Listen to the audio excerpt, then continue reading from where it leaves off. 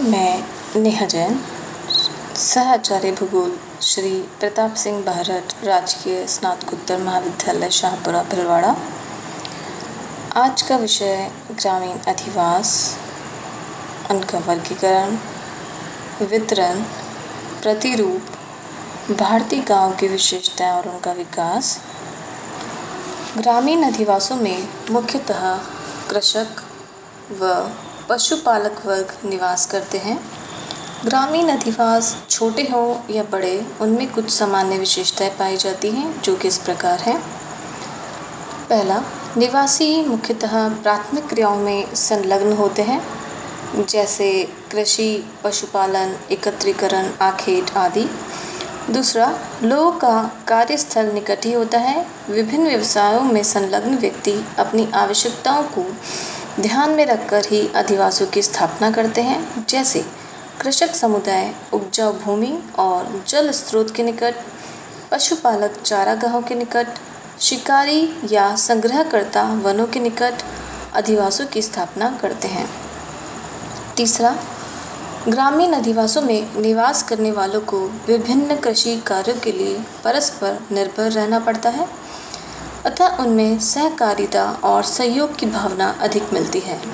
चौथा, समान व्यवसाय और जाति वाले लोगों के घरों का जमाव अलग अलग भागों में मिलता है। गली, मोहल्लों और गांव के नाम इसी आधार पर होते हैं।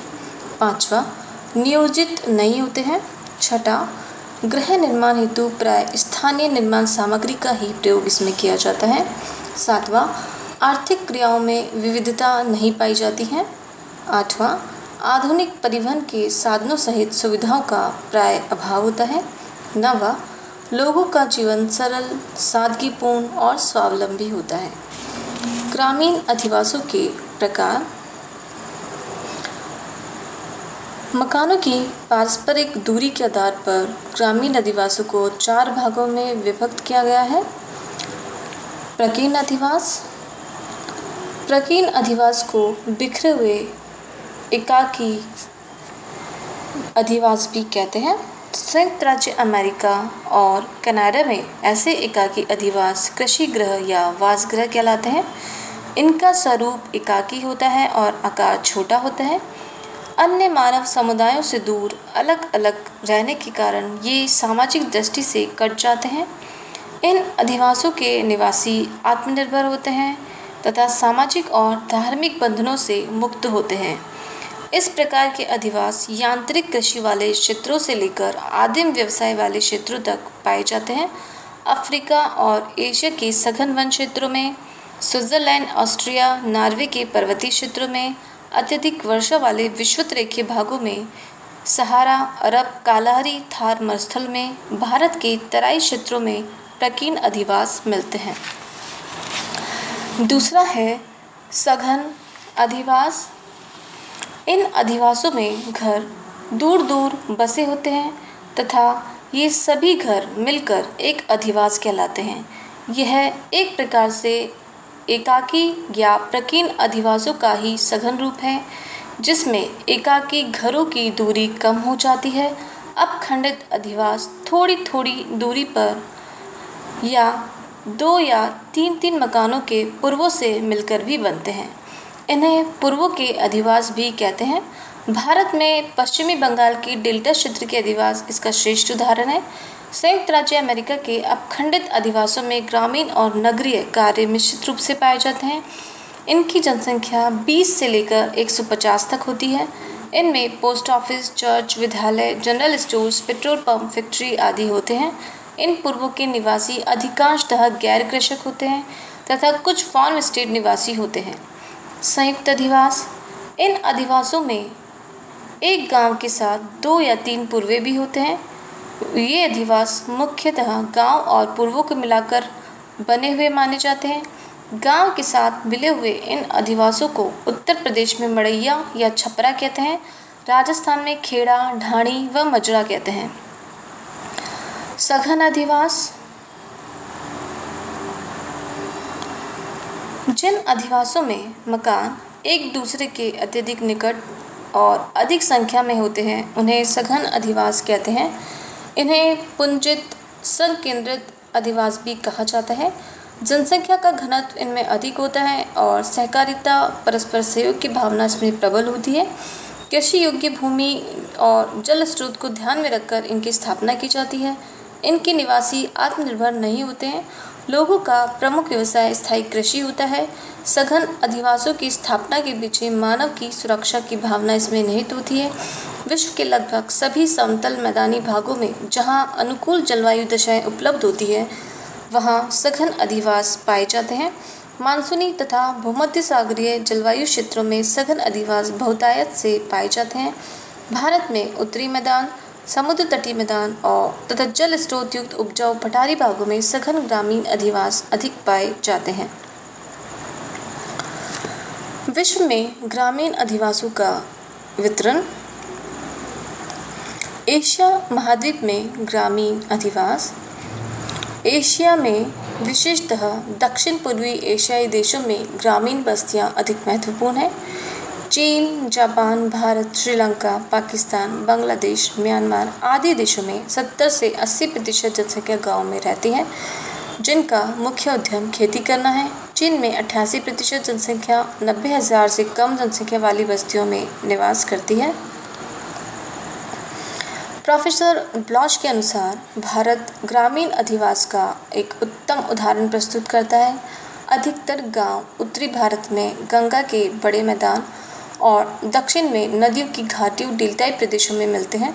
बड़े गांव का आधिक्य उत्तर प्रदेश, महाराष्ट्र, पश्चिमी बंगाल और तमिलनाडु में, जहां कृषि का विकास अन्य राज्यों की अपेक्षा अच्छा हुआ है, पाया जाता है। छोटे गांव मुख्यतः राजस्थान, असम, मध्य प्रदेश, छत्तीसगढ़ और उड़ीसा में पाए जाते हैं, जहां जल प्रवाह प्रतिकूल तथा शुष्कता का साम्राज्य है या फिर भूमि ऊंची नीची अधिक है। उत्तरी अमेरिका में ग्रामीण अधिवास। संयुक्त राज्य अमेरिका और कनाडा में अधिकांश किसान कृषि गृहों में रहते हैं। कहीं कहीं खेतों के बीच में या राजमार्गों के चौराहों के निकट सामूहिक बस्तियां पाई जाती है, किंतु ये सामान्यतः छोटी होती है। ये बस्तियां आदान प्रदान, वितरण और ग्रामीण श्रमिकों के केंद्र होते हैं। इन कृषि गृहों में कृषि के यंत्र, बीज, खाद, चारा और अनाज रखने के लिए उपयुक्त व्यवस्था होती है। इसके अलावा सेंट जॉन, लालिन झील, मिसिसिपी नदी के डेल्टा में सड़कों के किनारे किनारे अत्यंत निकट फैले गांव की पंक्तियां भी दिखाई पड़ती हैं। यूरोप। इस महाद्वीप में अत्यंत जटिल प्रकार के अधिवास हैं, जिनमें खुले हुए एकाकी कृषि गृहों से लगाकर सुविकसित बड़े गांव स्थित हैं। उत्तर के अत्यंत कठोर वातावरण में ग्रामीण अधिवास छोटे, बिखरे हुए और दक्षिण में काली मिट्टी क्षेत्रों में ये बड़े और सघन मिलते हैं। रूस के यूरोपीय तथा एशियाई दोनों ही भागों में सघन ग्रामीण अधिवास मिलता है। यहाँ कृषि गृह बिखरे हुए नहीं पाए जाते। उत्तरी और पूर्वी क्षेत्रों के वनों को साफ कर उनमें विस्तृत खेती की जाती है। सघन अधिवास मिलते हैं और इनका स्वरूप सामूहिक सहकारी खेती होता है। ग्रामीण बस्तियों के प्रतिरूप। ग्रामीण बस्तियों के बसाव में भौगोलिक कारकों का स्पष्ट प्रभाव देखने को मिलता है। कहीं रेखिक तो कहीं गोलाई लिए हुए या अन्य आकार की बस्तियों के समूह अधिवास बनाते हैं, जिन्हें कि अधिवास का प्रतिरूप कहते हैं। यह मुख्य रूप से निम्नलिखित प्रकार का होता है। रेखीय प्रतिरूप। यह प्रतिरूप किसी नदी, नहर, सड़क के किनारे बसे अधिवासों के फलस्वरूप विस्तृत और विकसित होता है। व्यापारिक दुकानें प्राय किनारे पर होती हैं। इंग्लैंड में हैम्पशायर में और फ्रांस में लॉरेन प्रदेश में ऐसे गांव पाए जाते हैं। उत्तर प्रदेश के देहरादून जिले में नहरों के किनारे, उड़ीसा के समुद्र तटीय भाग में, आंध्र प्रदेश के पूर्वी भाग में, गुजरात के सौराष्ट्र और कच्छ क्षेत्र में, तमिलनाडु के वेल्लोर क्षेत्र में, बिहार में संथाल परगना जिले में रेखीय प्रतिरूप पर बसे हुए गांव पाए जाते हैं। ये गांव मुख्यतः किसी सड़क के दोनों ओर, नदी के ऊंचे उठे हुए भागों में, नहरों में, संकरी घाटियों के समानांतर या किसी सोते के किनारे एक पंक्ति के रूप में बसे हुए मिलते हैं।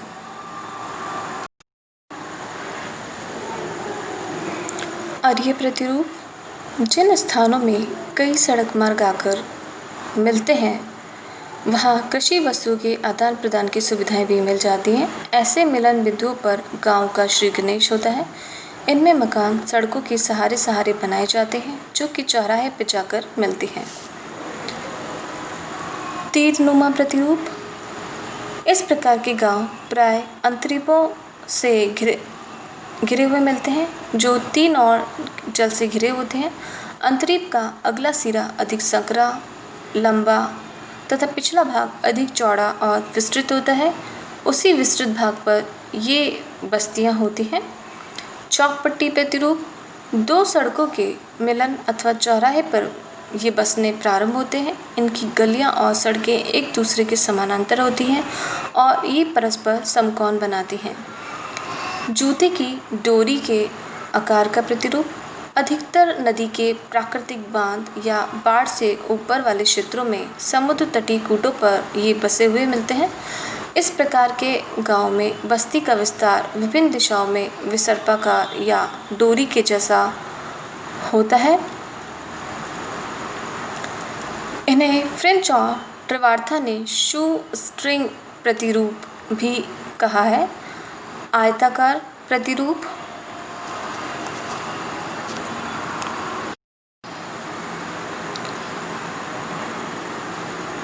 आयताकार प्रतिरूप ये गांव सामान्यतः मरुस्थलीय क्षेत्रों में अथवा मैदानी भागों में पाए जाते हैं।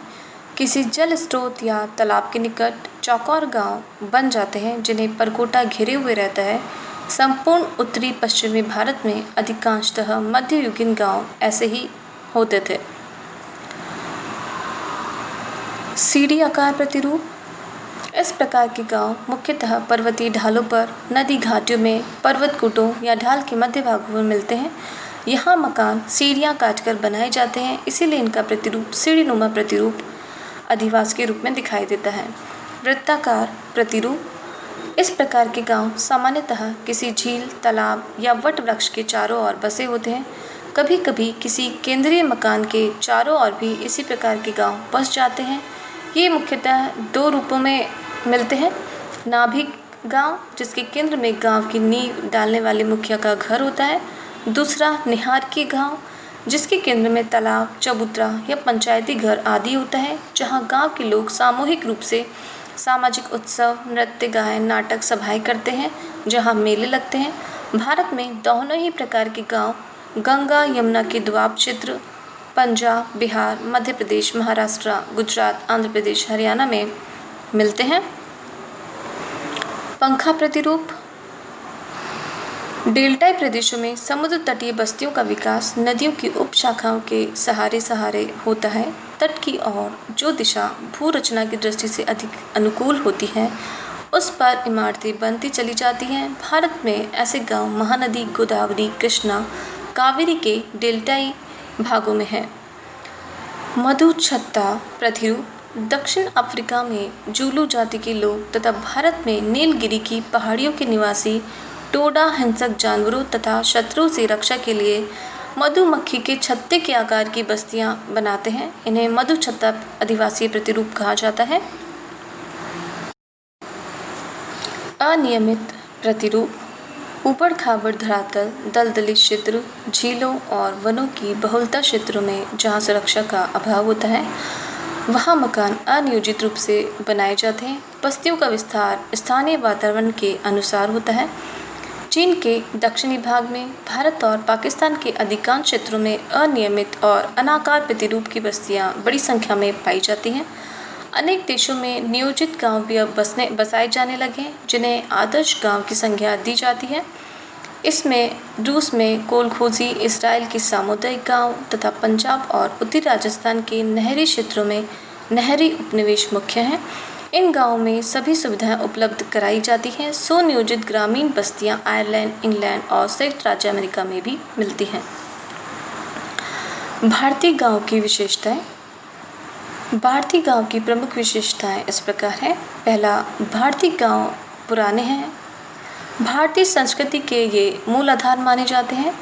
महात्मा गांधी ने कहा है, यदि गांव की प्राचीन सभ्यता नष्ट हो गई तो देश भी अंततः नष्ट हो जाएगा। इनका मुख्य उद्यम खेती, पशुपालन और अनेक प्रकार के शिल्प प्रधान कुटीर उद्योग हैं। दूसरा, गांव के निर्माण में स्थानीय रूप से मिलने वाली सामग्री का ही उपयोग किया जाता है। ये मिट्टी, ईंट, लकड़ी, बांस, चूना और घास फूस के बने हुए होते हैं। तीसरा, भारतीय गांव चारों ओर के वृक्षों के कुंजों से घिरे होते हैं। समुद्र तटीय क्षेत्रों में घर के निकट नारियल, सुपारी, केले, फल आदि के वृक्ष, पीपल, नीम, शीशम आदि के वृक्ष मिलते हैं। चौथा, सार्वजनिक उपयोग के लिए कुएं, तालाब, मंदिर, पंचायत का घर होता है जहाँ गांव से संबंधित सभी कार्यों पर निर्णय लिया जाता है। पांचवा, भारतीय गांव में जाति प्रथा, श्रम विभाजन में स्पष्ट संबंध दिखाई पड़ता है। वैश्य, ब्राह्मण, नाई, धोबी, कुम्हार, लोहार, जुलाहे और शूद्र जाति के लोग सभी अपना कार्य करते हैं और उनकी बस्तियां अलग अलग भागों में स्थापित की जाती हैं। छठा, भारतीय गांव किसी सुनिश्चित योजना के अनुसार नहीं बसाए गए हैं, इसलिए इनकी गलियां टेढ़ी मेढ़ी और बसावट अत्यंत अव्यवस्थित होता है। गांव के बाहर कूड़े के ढेर दिखाई पड़ते हैं, शौचालय का अभाव होता है। गांव के मध्यवर्ती भाग में उच्च कुल वाले लोगों के घर बने होते हैं। संपूर्ण गांव पारस्परिक सहयोग, भाईचारा, आपस में सहायता की विशेषता की भावना इनमें पाई जाती है। यहाँ कट्टर जातिवाद या संप्रदायवाद का पूर्णतः अभाव पाया जाता है। सातवां, कृषकों के घरों में आंगन में या उसके संलग्न भाग में पशुओं के लिए बाड़ा, चारा, औजार आदि रखने के स्थान होते हैं। दीवारों पर गोबर के कंडे आदि सूखने को लगा दिए जाते हैं। आठवां, गांव में प्राय सभी आवश्यकता की वस्तुएं महाजन, छोटे फुटकर व्यापारी द्वारा उपलब्ध करा दी जाती हैं। गांव अधिकांशतः स्वावलंबी होते हैं। कपड़ा, दिया सिलाई, केरोसिन, सीमेंट आदि के लिए निकटवर्ती बाजारों पर इन्हें निर्भर रहना पड़ता है।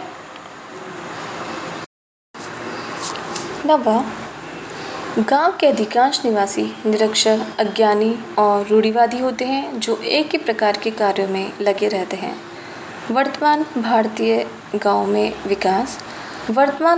गांव में तेजी से परिवर्तन हो रहा है। शिक्षा के प्रसार के साथ साथ नई तकनीक, नए उद्योग धंधे, व्यावसायिक उत्पादन की मनोवृत्ति में बढ़ने लगी है। गांव में भी 40 से 50% घर सीमेंट, चूना, पत्थर नई तकनीक से आकर्षक ढंग से बनाए जाने लगे हैं। यहाँ से घी, दूध, सब्जी, शिल्प की वस्तुएं नगरों को भेजी जाती हैं और गांव से रोजगार हेतु नगरों की ओर पलायन में भी इनमें तेजी से वृद्धि होती जा रही है। वर्तमान योजना काल के अंतर्गत केंद्र और राज्य सरकारों ने गांधी ग्राम योजना, अंबेडकर गांव योजना, अपना गांव अपना काम, अंत्योदय योजना आदि के अंतर्गत गांव में आवश्यक सुविधाएं उपलब्ध कराकर आदर्श गांव को विकसित किया जा रहा है। ग्रामीण रोजगार तथा कुटीर उद्योगों को बढ़ावा दिया जा रहा है जिससे कि गांव का विकास तीव्र गति से हो रहा है।